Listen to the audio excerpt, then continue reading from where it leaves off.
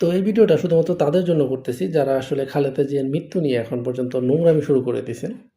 অনেকে বলার চেষ্টা করতেছে যে খালেদা জিয়া অনেকদিন আগে মারা গেছে, তাকে ভেন্টিলেশন দিয়ে দীর্ঘদিন রাখা হয়েছে এরকম।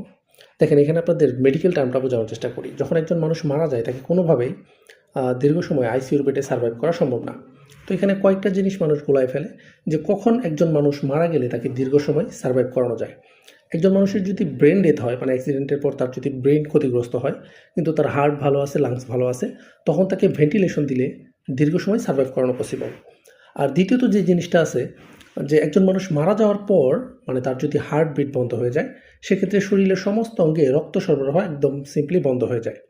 বন্ধ হয়ে গেলে কী হয় যে সর্বোচ্চ এক বেলার ভিতরেই তার দেহে পচন ধরা শুরু করে, শরীরে যে জীবাণু আছে তারা শরীরের অর্গানগুলোকে ক্ষতিগ্রস্ত করা শুরু করে। এটার মেডিকেলের বেশ কিছু টার্ম আছে।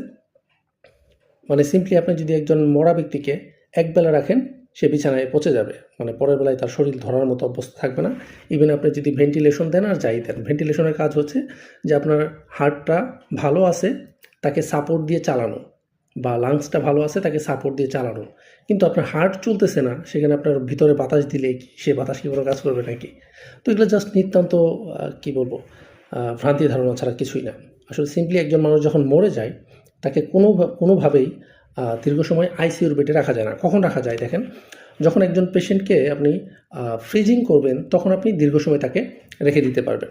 ফ্রিজিং করলে মানুষকে আরও অনেক বছর রাখানো পসিবল, কিন্তু সেটা ডিপ ফ্রিজের ভিতরে রাখা লাগবে, মানে টোটালি আইসের ভিতরে।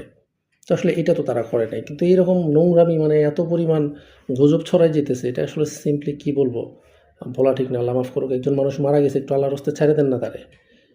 মারা গেছে তার জন্য দোয়া করেন, এটাই তো মানুষ চায়, এটা তো মনুষ্যত্বের পরিচয়। এইখানেও আসলে রাজনীতি করা লাগে। বাংলাদেশের রাজনীতি আসলে খুবই নোংরা, মানে লাশ বেচে রাজনীতি করা বাংলাদেশের ধর্ম। আল্লাহ মাফ করুক, আর আল্লাহ খালেদা জিয়াকে জান্নাত দান করুক, এটাই আসলে চাই। সবাই তার জন্য দোয়া করবেন। ধন্যবাদ।